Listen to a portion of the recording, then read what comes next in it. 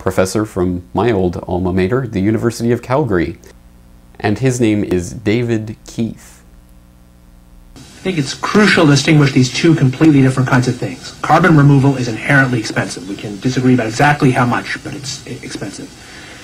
Putting sulfates in the aerosol is potentially so cheap that costs are irrelevant, in the same sense as when you think about security strategy, that actual cost of nuclear warheads is not a big driver in security strategy. Costs are so cheap that the richest people on the planet could perhaps afford to buy an ice age, that individual small states could act alone.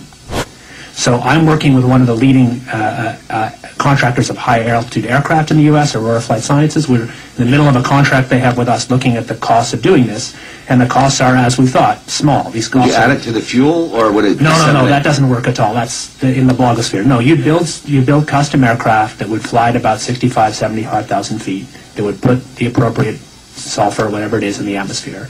And the costs of doing that really work out to be low enough that costs don't matter.